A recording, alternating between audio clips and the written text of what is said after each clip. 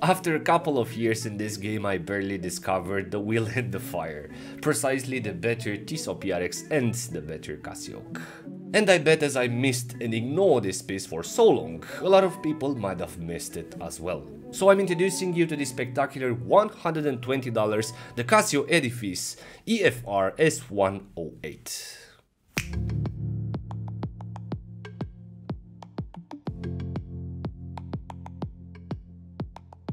This is an interesting integrated bracelet design which offers, besides quality, an experience on the wrist.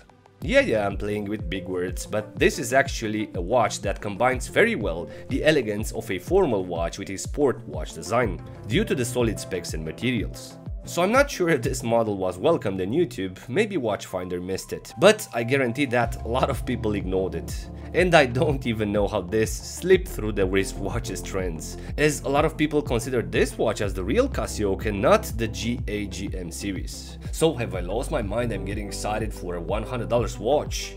Well, not necessarily, but my experience in regard to wristwatches kind of evolved. Initially I was drawn into increasing my collection as numbers, but as value as well. However, in time I started to reconsider the mass brands and to understand more about the experience and the basics of horology, becoming more and more interested in quartz watches and wristwatches that offer that apex, that ideal package between quality, brand and finishings for the value asked. And this is how I ended up with this beautiful Casio Edifice. So the value of this dial does not consist necessarily in the octagonal design or the beautiful dial, but in the slimness of the case as well.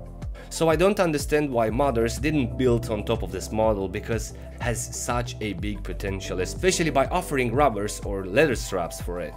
As design language in general, the Edifice line looks indeed very techy, similar in purpose with the Seiko Astron designs, with a lot of decorations, accents and complicated subdials.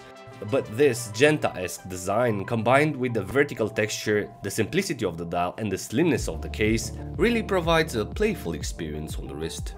Because this model combines multiple luxury worlds, a bit from the Audemars Piguet faceted and octagonal design with the case symmetry of the Patek Philippe and a bit of design language of the Bulgari Octo Finissimo. I know it sounds hilarious, but you can really feel a bit of these Genta designs in this Casio Edifice. And if we look at it side by side with the PRX of Tissot, we can spot the Swiss one has more presence. It feels like a 40 or 41mm case, where this Edifice model feels more like a 38-39mm design. This happens because of the case. Although it's integrated, it narrows more dramatically towards the top and towards the bottom of the case. The octagonal bezel ring is the dominant volume above the Nautilus profile of the case, and its complexity this Edifice is by far more faceted. The vertical flat bezel has some interesting polished chamfers accents on top and on the bottom, and below we can spot the decorative screws and then an interesting polished and exact chamfer, followed by the matching crown guards on the left and on the right of the case. And we can call this case as a balanced sandwich of figurative shapes which are positioned to form the interesting case. Everything described sits on a super slim case, which I call it more exotic, because even for quartz this watch wears very slim. Where on the PRX the facets are simpler and more predictive, attractive but less complex compared to our presented three-hands Edifice. And then the specifications of the watch are the following. The case measures in diameter 39mm with a lug-to-lug of 44.5mm, with a well-received height of only 7.7mm, with 12mm between the integrated lugs or 22.5mm on the exterior, having the weight of 105 grams. The watch features a flat sapphire crystal and a non-screw-down crown, which still ensures 100 meters. Inside we have the module 5359 quartz with a nice gold seconds hand which hit its markers, and the price is between $110 and $120. As designed, although the case is complex, faceted and filled with decorative elements, there is a lot of focus on the dial, which is pretty spreaded and simplified, compensating for the complexity of the case.